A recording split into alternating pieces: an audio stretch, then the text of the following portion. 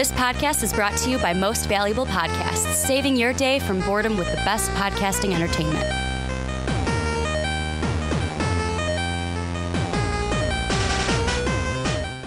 What's up, real MVPs, Ricky Widmer here, along with fellow man-child Johnny Karlic. And if you guys are sitting there going, hey guys, why are you in the same clothes that you were last week? I think it's kind of weird that I saw you last week in both red. I just happened to wear it again. And now this week we're both in red. It's because we're doing a double podcast today because the week that you are seeing this was right after, like, by the time this segment goes up, you will have been back from Comic-Con, from Wizard World. So I'll say in this one, if you see Johnny at Wizard World, say hi. The joke is this is coming out after Wizard World, so you won't be able to say hi to Johnny. But because of that, we won't get to record on our normal Sunday day. And plus, I'll be honest, with the actual day job, the only night I would have free to do an extra one, I am working that night. So this is the only way we're getting a podcast in. So just a quick kind of update. This one might be one segment long. It might be 2 segment long, depending on how much time we have, because I know today you got to get out of here by a certain time because of your normal life calls. I mean, I got Mr. normal life. La-di-da in a life. But we're talking today. We're going to do a DC show for you guys. Going to talk a little Batman. Maybe talk a little Green Lantern if we have time to do so. But before we do, housekeeping, make sure to support us on patreon.com/mostvaluablepodcast. That's really help support the show each and every month. $10 tier gets you on a Rick and Johnny podcast every month. You are at that tier or any podcast you want to be on for the MVP network. Also, make sure to check our store link down below in the description where you can get yourself an MVP t-shirt. And you can get that at mostvaluablepodcast.com where you can catch MVP each and every day. And last but not least, make sure to give the show a 5-star rating on iTunes and Apple Podcasts. It means the world to us having you guys listening, giving us good ratings. Let us know what you like, what you don't like, so we can make this better for you. But Johnny, what we're looking at first is a little bit of Batman news with the Batman movie. There's a lot to unpack here.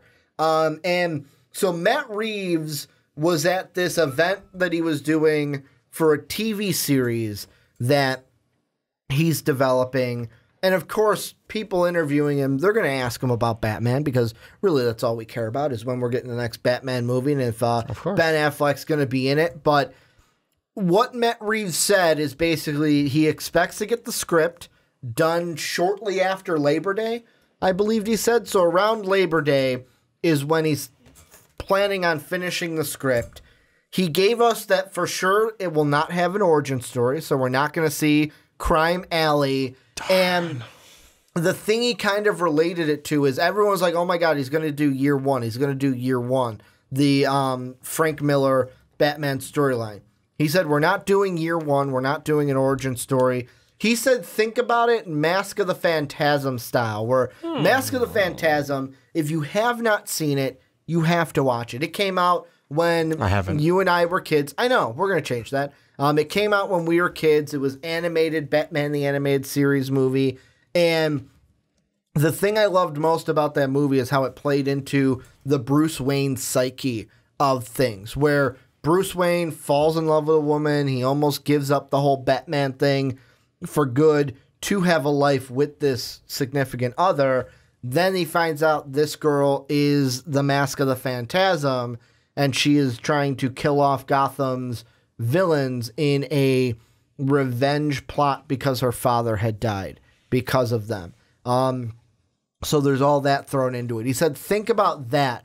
He's said they're going more towards a detective Batman thriller. Which would be good. There's actually, because like you think of the Dark Knight and stuff, those were action Batman films. This is going to be more of a detective Batman that we are looking at.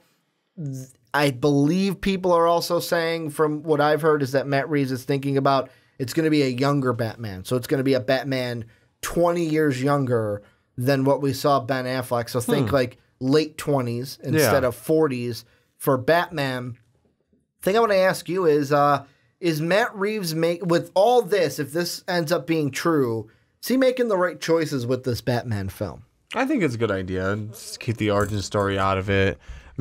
finally show us it's like the Spider-Man. finally show us the enough. detective. We've seen it enough. Well, bigger part of that is finally show us the detective. Mm-hmm. Because we always see action pack fight everyone Batman. We really haven't seen much of the detective. Using the brain. Yeah, exactly. That's Batman's greatest skill is not his brawn, it's his brain. I thought it was his money. Or it's that too. Without that, he's not Batman. But I mean, I'm sorry, I had to. His greatest skill is his brain. I think how he can use his detective work. Off the top of my head, first villain I think of for that, besides Phantasm, as you put it, would be the Riddler. Because you got to outsmart him. Exactly. That's how you beat him. You don't beat him up. Yeah, you could, and you might give a nice 1-2 punch at the end, but you're going to have to outsmart him. The other ones would be the Mad Hatter would be another one to play around with on that. Maybe Penguin to an extent. Penguin to an extent, yeah. Because the Penguin likes to fuck with Batman too. I think we had enough Joker right now, so we're probably not. We shouldn't use him. No. Plus, they've got Joker origin. They've got Jared Leto doing his own thing, I guess, in another. I like how you Joker put it, his own movie. thing. Yeah, doing his own thing. Hashtag not my Joker. So I don't think we'll see that.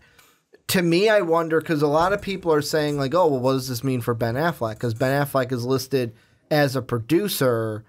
He's contractually for another Batman movie. And a lot of people are saying, oh, well, what you can do to kind of meet your contract and have Ben Affleck in it is kind of Wonder Woman style.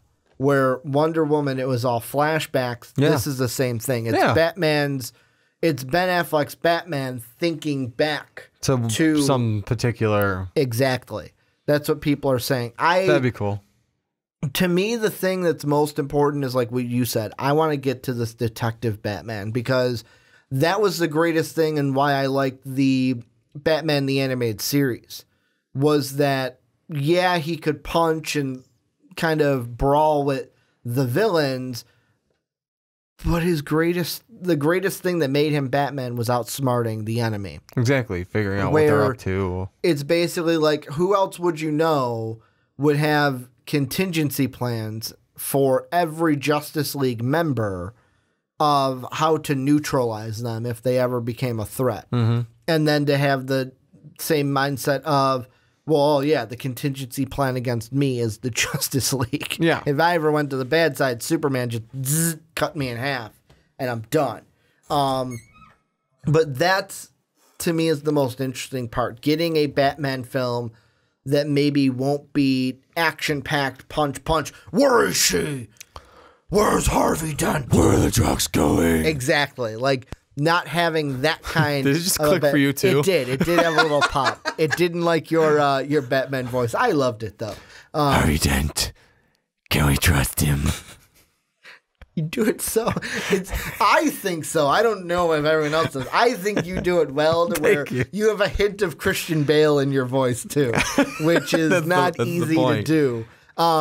But even so, like, because one of the things that I am sick and tired of in Batman movies is the same thing like they did with Spider-Man this time, which was beautiful when we saw him in Spider-Man Homecoming.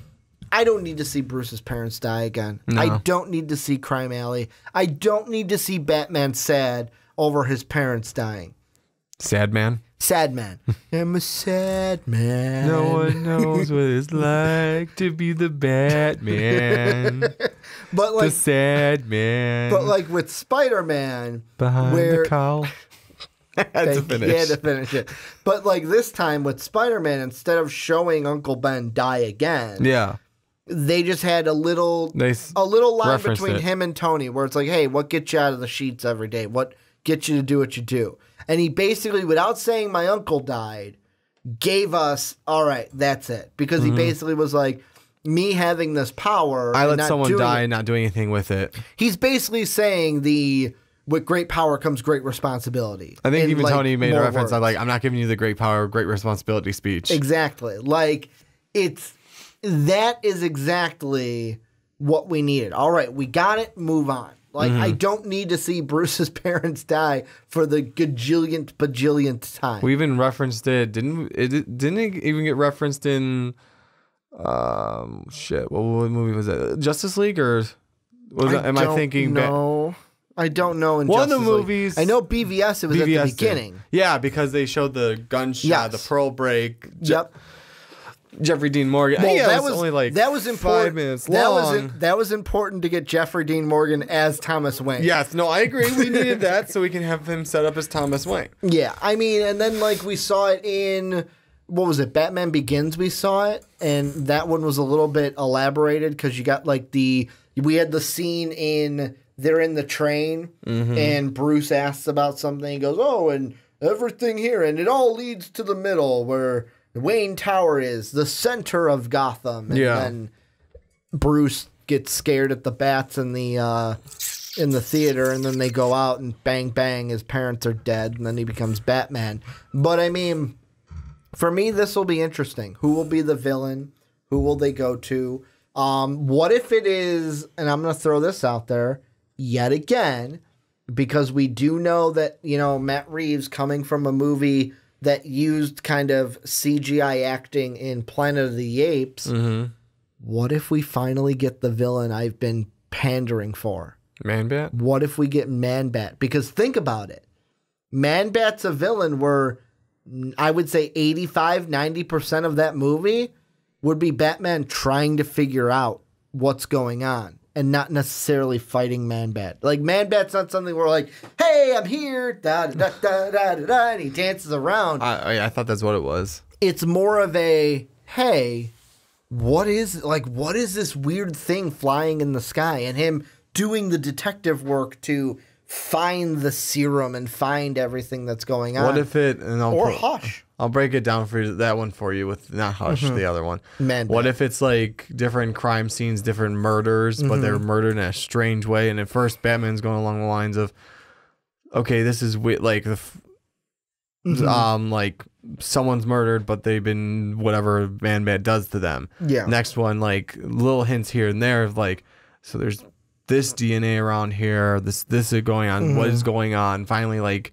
detective working it all the way into finding out. It's Man-Bat, and then even finding out like more detective work going into whose DNA. Like the thing would be like he finds the DNA, but it's gonna have like bat DNA and a person's DNA, and then it's the whole up to finding Man-Bat, finding out the scientist, and then the final fight would be still we get the action pack we want. Because the thing that Matt Reeves also said is the fact that, like Mask of the Phantasm, this will be a Batman movie to where we really get... Like, the great thing about Mask of the Phantasm, like I already said, it went on a deeper level for Batman. It, like, the whole side of him having to almost give up Batman at a young age because he is in love with this woman.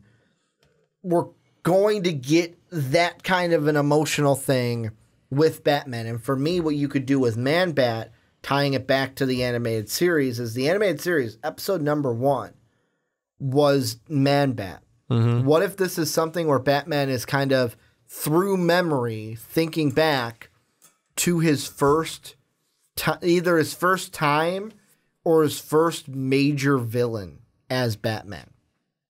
Like, this is how young of Batman we're dealing with. Is I'm thinking almost day one on the job almost. Like, this isn't like, it's not just a young Batman who's been doing it for a while. This is a young Batman where it's like, all right, I've been doing petty crime and like stopping thugs. This is the first time I actually went after something and tried to bite off more than I can chew almost. True. Because then you could have the whole kind of process of, through the detective work, maybe he's trying to put all the crime scene answers together and it's just not working.